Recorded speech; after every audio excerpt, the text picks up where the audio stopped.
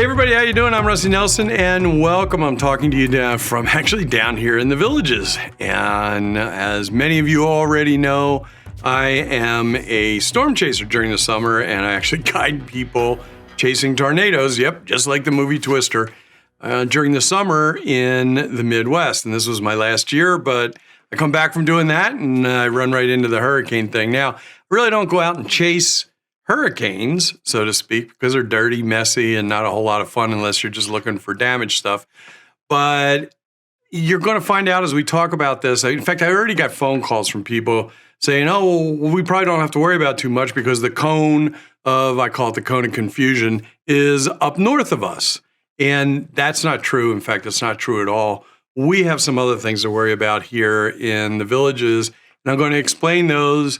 And without getting real technical, I'm going to educate you a little bit so you understand what's going on and what to look for.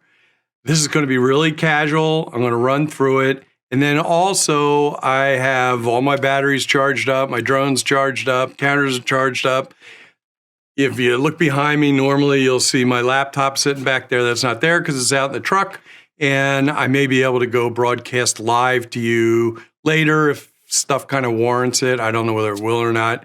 But the car's all set up to go out and broadcast live from the car if anything's going on. So I guess as normal, make sure you're subscribed and you'll be notified when I actually go live.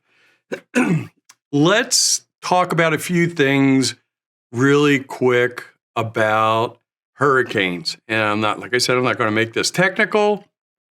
I'm just going to explain to you, give you some backstory, and this will help to understand why I'm telling you the things that I'm about ready to tell you. I know this is going to be a little crude, and it is, but I'm going to do this on Photoshop, but it just makes it easy so I can go through this.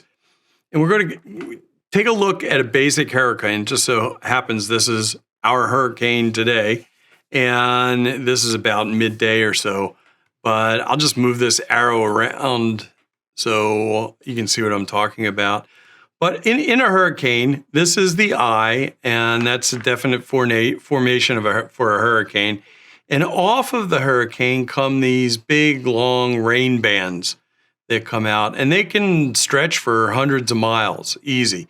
Now, usually a hurricane is pretty symmetrical, but since the beginning of this hurricane, there's been some forces pushing pressure against the west side of this. So it's kind of looks a little lopsided.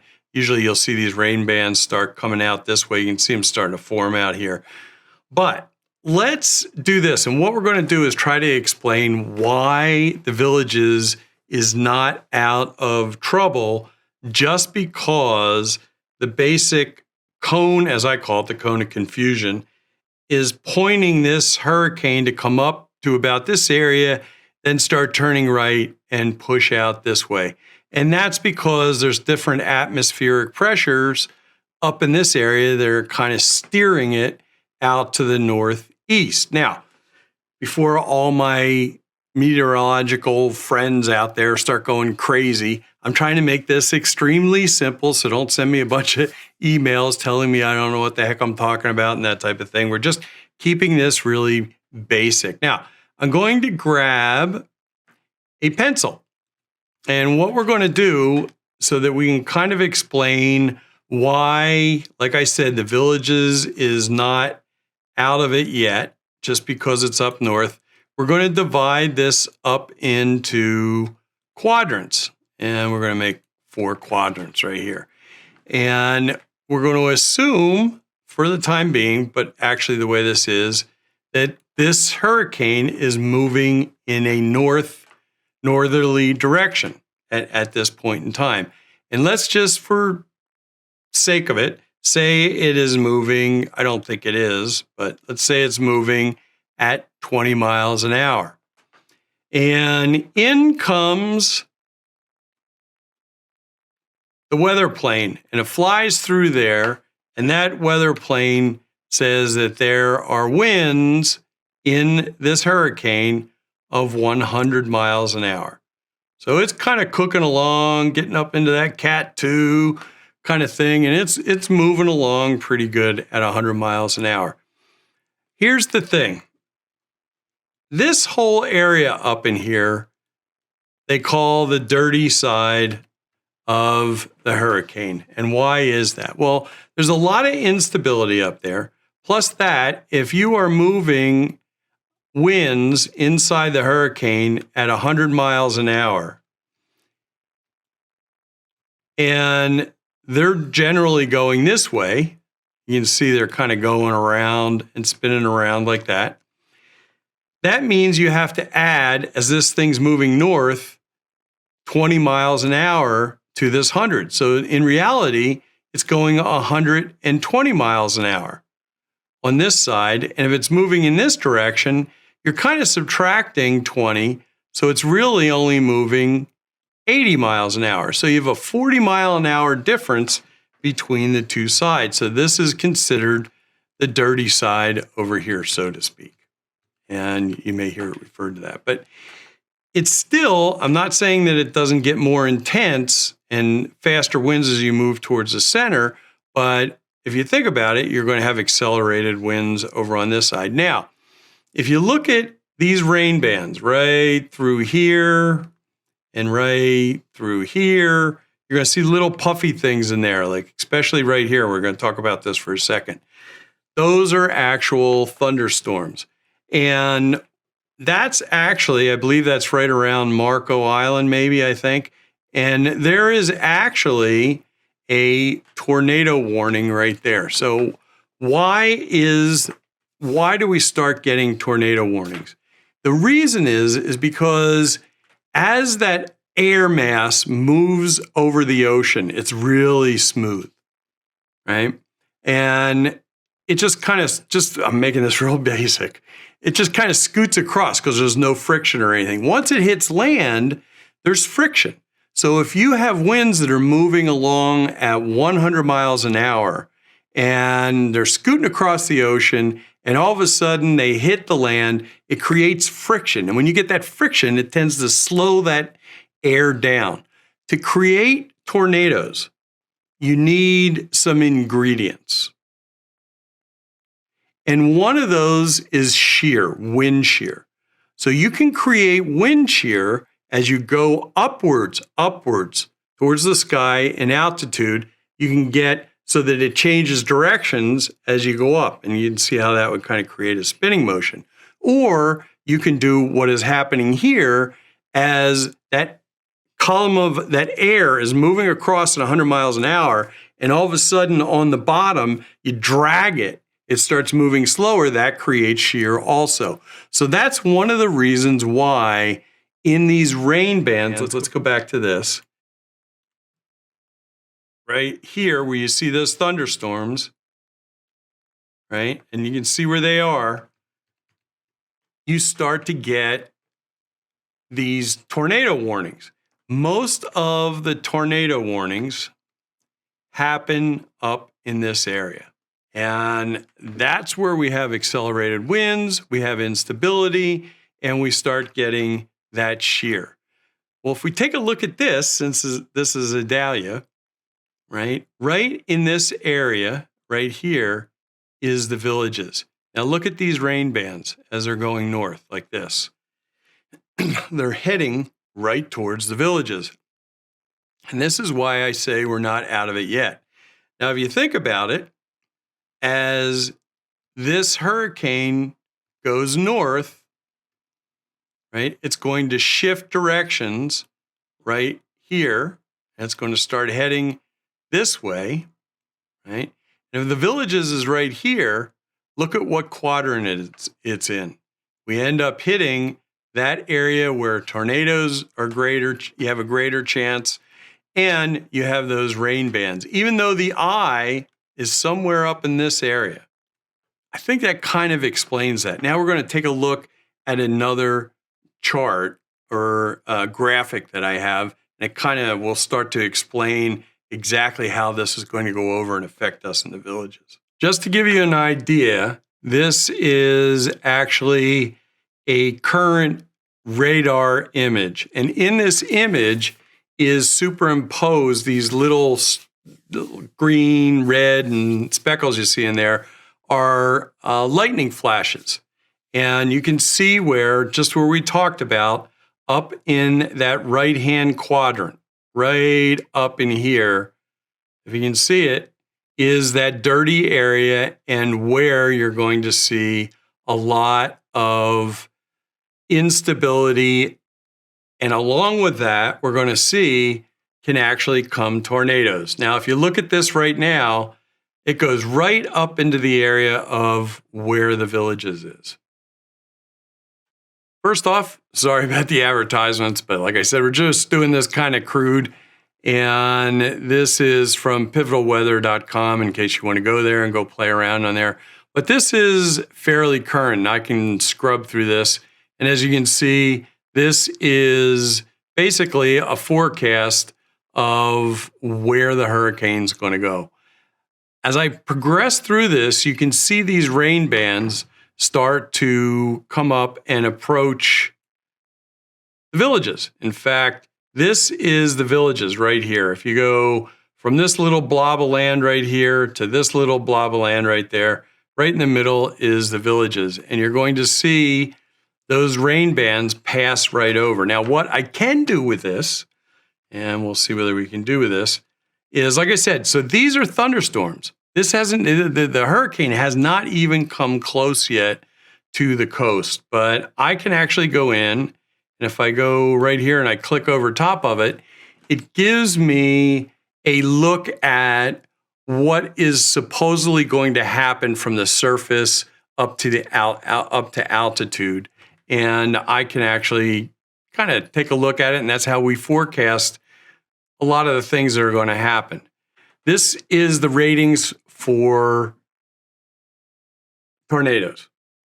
And if you take a look at this, the ratings are 0 to 5. And that's different for hurricanes. These are the ratings for hurricanes. Now, the winds are kind of close to the same, but here's the big difference. For a hurricane, if you hear it's a Category 2 hurricane, that means that it's projected that you're going to have winds that are conducive to a Category 2 hurricane. Now, they're saying that this is going to be about a Category 2 hurricane, and I'll read this. Extremely dangerous winds will cause extensive damage. Well-constructed frame homes could sustain major roof and siding damage. Many shallow-rooted trees will be snapped, uprooted, and we're going to talk about this in a second because it could affect you. Near total power loss is expected with outages. Now, here's the thing. For a tornado, a rating doesn't come until after the tornado has passed through because it's graded on how much damage was done. So that's basically the rating system. Now, let's just go back to this and take a look at it. I'm going to get me off of here. We're just going to go to the screen and look at this.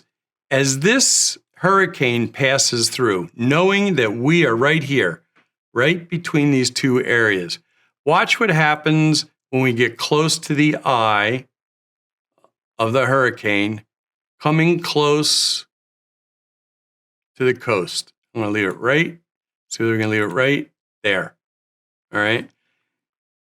This is the Villages right here. This is a big, long band of thunderstorms right here, right in this area. Now, remember we said that I can actually click on this and I can get an idea of what is happening in the atmosphere. We click on this, right, let's just say anywhere in here. We get this gobbledygook of information. You go, Rusty, I don't understand what in the world any of this stuff is. But this is something that we use when we're chasing tornadoes out in the Midwest to forecast stuff. One area is right down here in the right-hand side, just lower middle right here. It says probable hazard type tornado. And this is our storm right now. And this is what is forecasted for that area. So remember I said, as it comes across, it crosses land, And we're right in there, somewhere in there again. Let's try a different one. And still comes up tornado. Now, this is if you look down here, is an EF1 or an EF2. So what in the world does this mean to you? Basically, what I'm trying to tell you is as this storm approaches us, you're going to see the eye of the storm go north of us.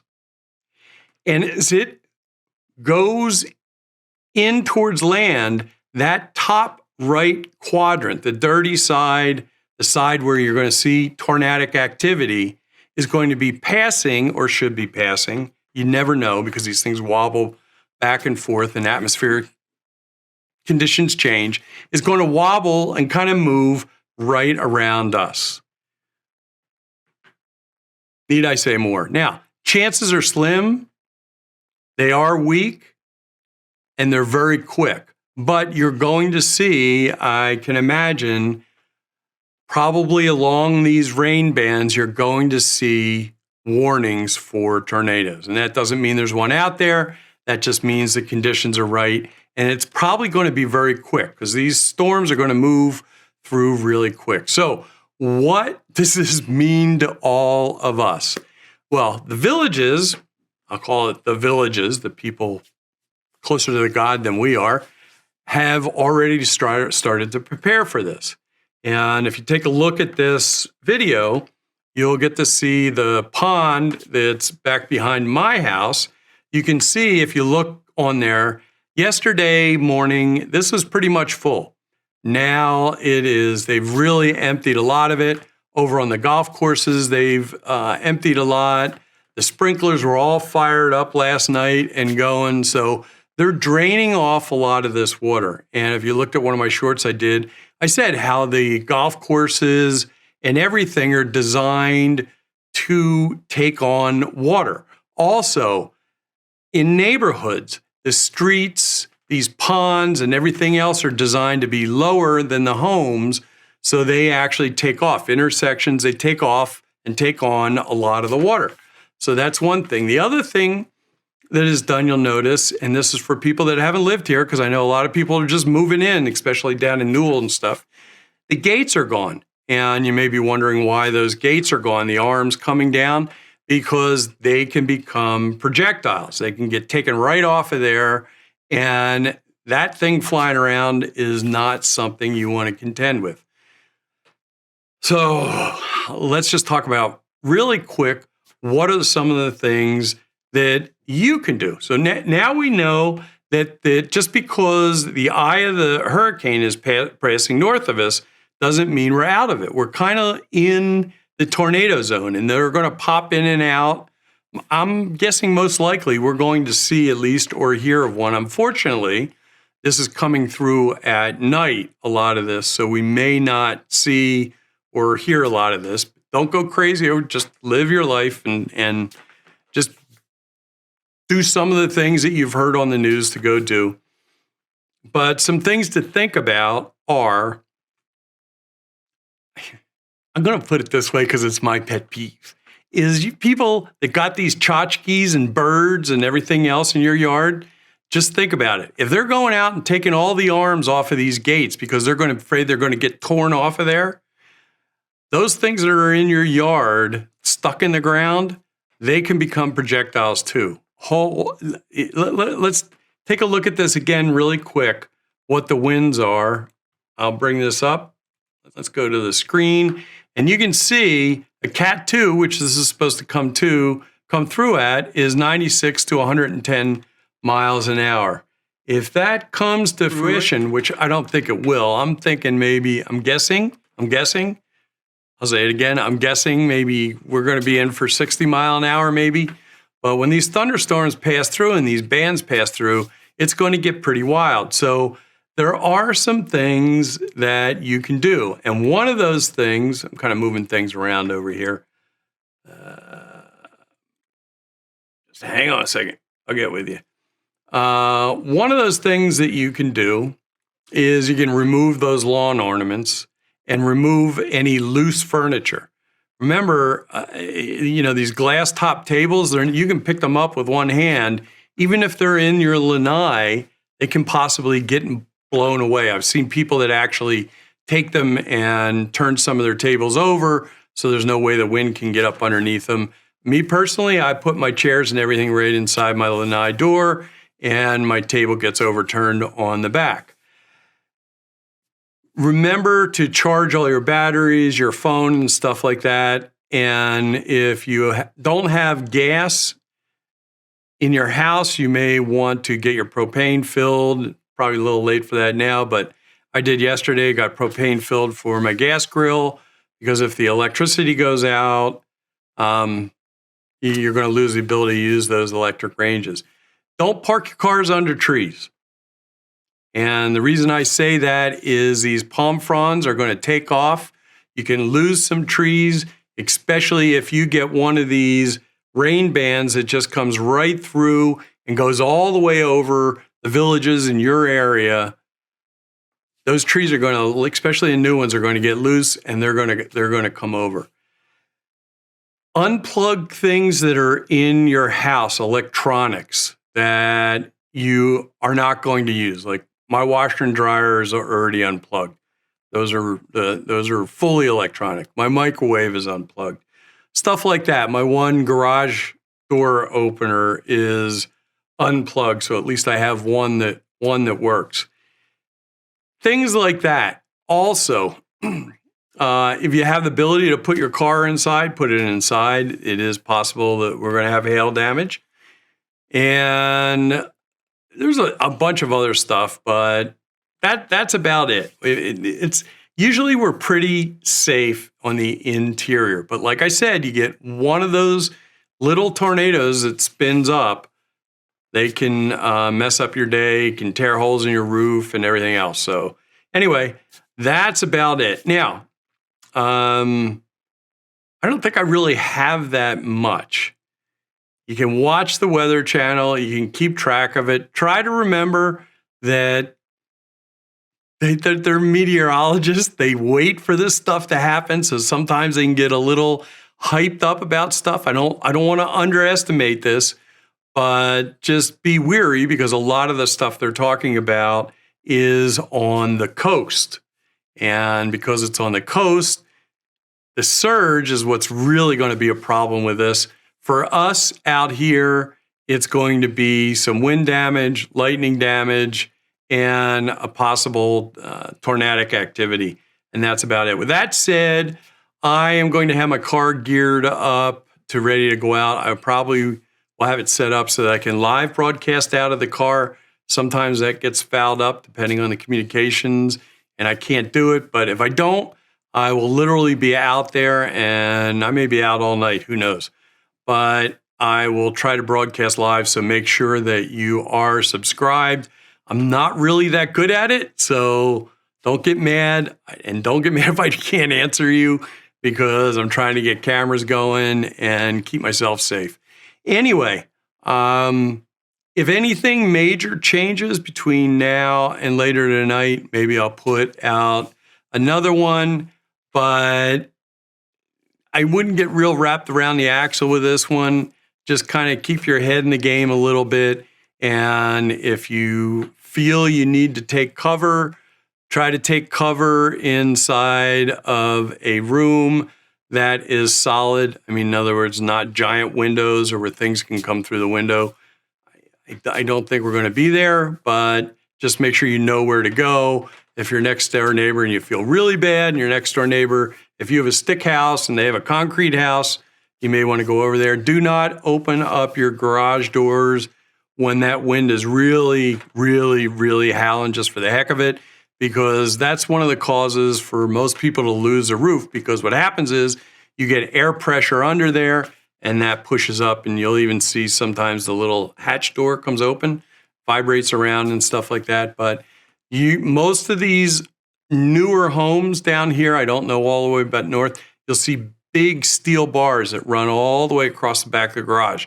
Those are actually to increase the strength of the garage. These are stressed for that. And all these homes that were built down here, at least down south, I know, were all built to code for Florida, so they just weren't haphazardly put together.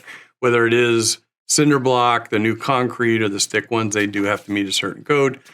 Anyway, I will try to get back on here if I can. Actually, I'm going out with friends to have some dinner tonight, relax, and play some card games. But anyway, I wish you the best of luck. Like I said, just kind of keep your head about you, keep your cars out from under trees, and unplug things that you don't want to do. Charge your batteries up. Don't forget you got a battery in your car. You got a battery in your golf cart that you can charge off of if your phone goes dead and for some reason we lose electricity. For those of you that haven't lived down here, I know I'm rambling on here, but stuff keeps coming to my mind, that haven't lived down here. The electrical compared to where I was in Philadelphia, you used to go out when somebody would sneeze. But most of our power grid and stuff like that is underground, so they're really good about fixing that stuff pretty quick. Anyway, thanks a lot for listening. I wish you the best of luck. Go ahead and write down in the comments and stuff like that. I'll go back and take a look at them, especially if you see any damage out there during this. Send me a note in the comments or just write a comment, and I will be looking at that pretty much all night. Anyway, have a great time. I will report in tomorrow, if not live tonight, and wish you the best of luck. Have a good night. And don't forget to subscribe so you get notified when I go live. Does that rhyme? I don't know.